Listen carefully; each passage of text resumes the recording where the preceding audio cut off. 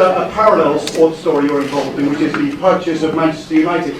Would you be able to give a message to the Manchester United fans who are, I think it's fair to say, desperate to hear from you and desperately interested in your plans for one of the great clubs of the world?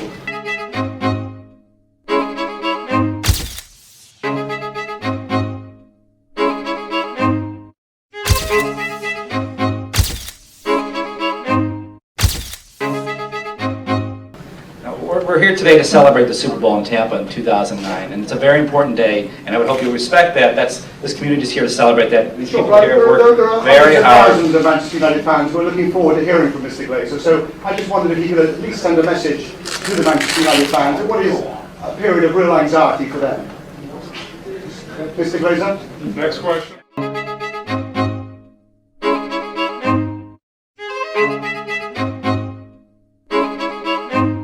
2 months ago, Manchester United came under the control of the American billionaire Malcolm Glazer, a takeover that saddled the club with millions of pounds of debt and caused outrage among its huge fan base.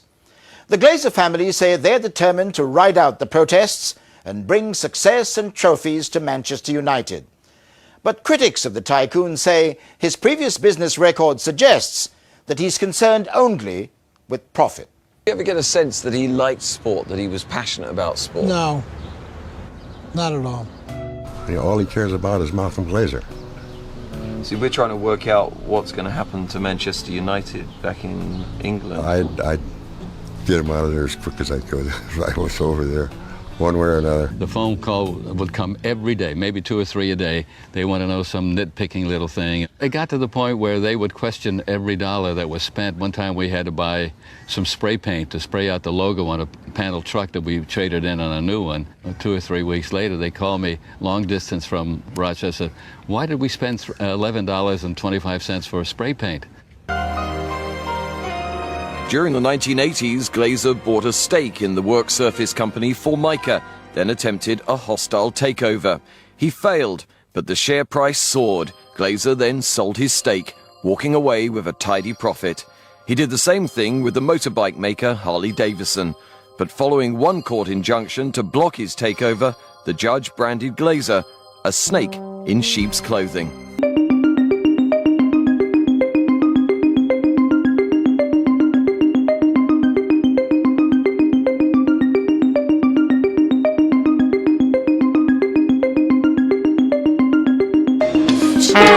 Stop it!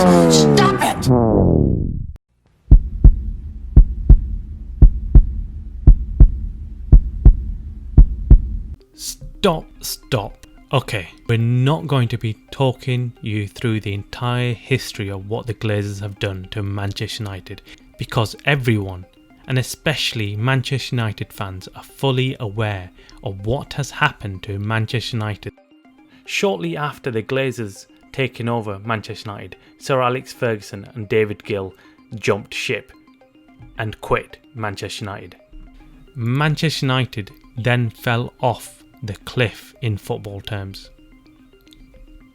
They appointed David Moyes, the ex-Everton manager, who had won absolutely nothing in his career, to come and manage one of the biggest clubs in the world and help keep them at the top. After David Moyes, we went through a host of different managers, all promising they would stop the fall, but none succeeded. The Glazers would spend money on the club, none of their own however, to buy marquee players in a hope to stop all the fingers pointing at them. But these signings were always the wrong ones, and as Manchester United fans, you began to wonder who was actually making these decisions. Manchester United were in need of desperate help, and ex-players and fans began to openly question the Glazers.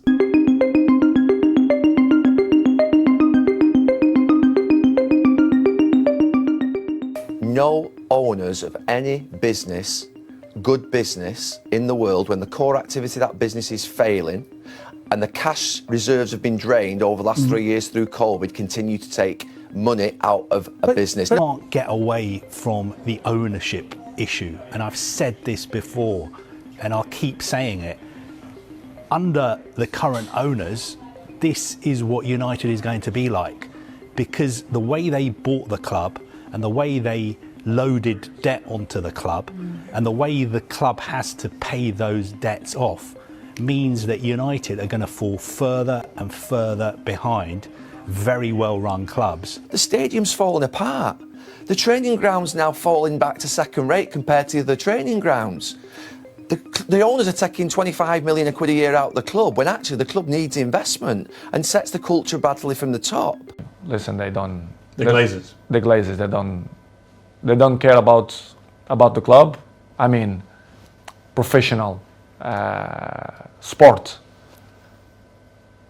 As you know, Manchester is a marketing club. They will get his money from the marketing. The sports, they don't really care, in my opinion. Is it time to sell the club, Mr. Glazer? Nothing to say at all. Are the fans just customers to you? Is the customer always right, Mr. Glazer? Nothing to say at all to the fans of Manchester United, Mr. Glazer. This is an opportunity for you. An apology, perhaps. Are the fans just customers to you, Mr. Glazer?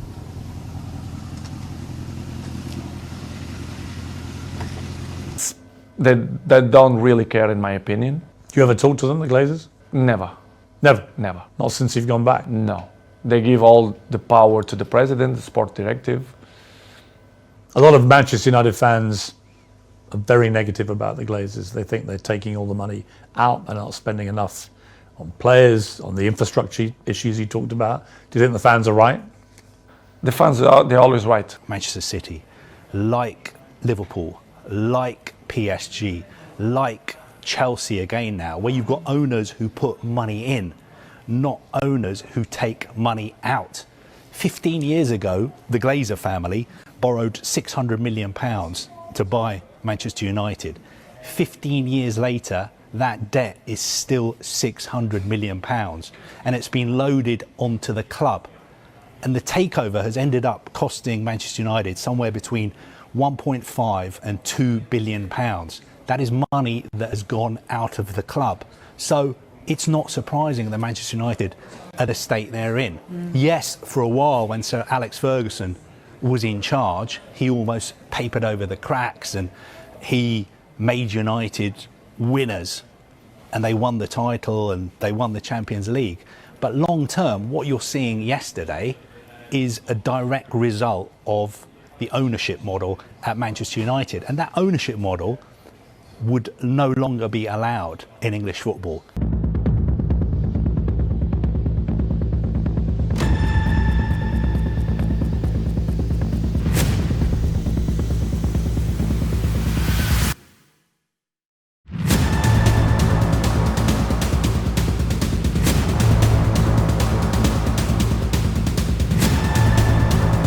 Mr. Glazer, why is now the right time to sell Manchester United? Hi, well, as we announced yesterday, the board went through a process and it's decided it's going to look at different strategic alternatives, and that's what we're doing.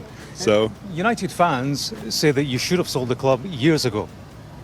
well, once again, we've gone through a process. We're going to look at all different strategic alternatives, and we'll see where that leads us. So I appreciate you talking to me tonight, and I'm going to wish everyone a happy Thanksgiving. Cristiano Ronaldo says that you don't care about the club, and thousands of United fans agree with him. Why should they be wrong? Well, I'll tell you about Cristiano Ronaldo. He's a great Manchester United player. I appreciate everything he's done for the club, and I wish him the best luck in the future. Thanks very much. Why did he have to leave the club? Why did he have to leave the club? So after 18 years, the Glazers have apparently decided to sell Manchester United.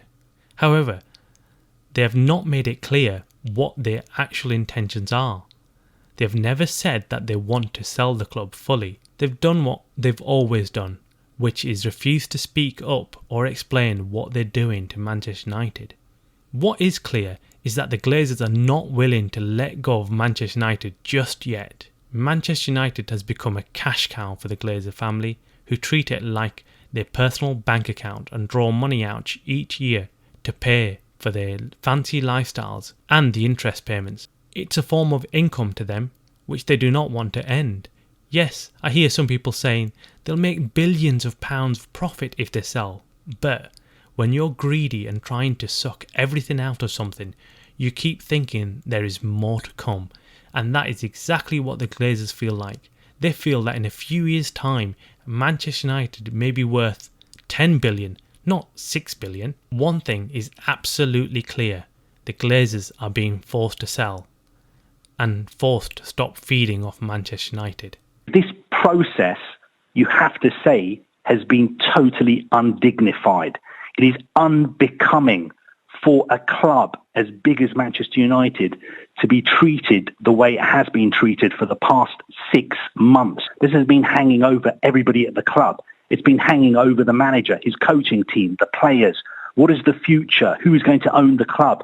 Why has this taken so long when we've known pretty much from day one that there's only 2 people interested in buying the club? What they have to decide is, do they want all the money now from Sheikh Jassim, or do they want some of the money, which is what Sir Jim Ratcliffe is going to give them, and they would keep a stake, and then they would get more money in the future? But also, are they going to consider what is best for Manchester United, or are they just thinking about what is best for them? If you're a United fan, do you want it to end quickly? Yes, of course you do. Even if you're not a United fan, you probably want it to end quickly because you're sick and bored of the whole saga. However, the Glazers might have the final laugh in selling the club to Sir Jim Ratcliffe. There are 2 main bidders who are looking to buy Manchester United. One is Sir Jim Ratcliffe, referred to as Britain's richest man. He already owns football club Nice in France, who are in the mid-table somewhere and don't look like they'll be winning anything soon. He also tried buying Chelsea last year, and now he wants to buy Manchester United. The second bidder and potential owner is Sheikh Jassim of Qatar, who, without saying, is rich and is willing to put some serious money down to make it happen. Both bidders have made completely different bids. In Sir Jim, he wants to buy part of the club and wants the Glazers to stay and hold on to the rest of Manchester United. Manchester United is owned by the Glazer family, whom I have met. I've met Joel and Avram, and they are the nicest people, I have to say. They're proper gentlemen, they're really nice people. Whereas Sheikh Jassim wants to buy 100% of the club and wants no involvement from the Glazers. Now, for me, and I hope for many other Manchester United fans, the choice between the 2 potential owners is very straightforward. It has to be Sheikh Jassim for the simple reason that he has more funds and wants the Glazers out. I think the best way to see who is better for the club as an owner is to ask rival club fans who they would like to see buy Manchester United. And I'm guessing almost all of them will say that they'd rather see Sir Jim buy Manchester United and not the Qatari Sheikh. In order for us to rival clubs like Manchester City, PSG, Real Madrid, Barcelona, and now even the likes of Newcastle, we need someone huge to come in and wipe the slate clean, invest in the training ground and the stadium, and put us on equal footing to the rest of the big clubs and bring Manchester United back to the stage where it's always meant to be.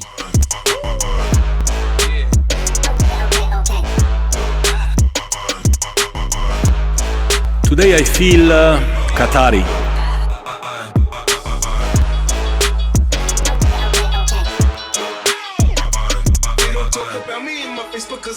When I pull up out front, you see the Benz on dub. When I roll 20 deep, so it's drama in the club. Now that I roll with Trey, everybody show me love. When you sell like Eminem, you get plenty of groupie love. Look, homie, ain't nothing changed. Rolls down, cheese up. I see exhibit in the cutting, man. Roll them trees up, up. Roll them trees up, roll them trees up. I see exhibit in the cutting, man. Roll them trees up. We're gonna win so much, you may even get tired of winning.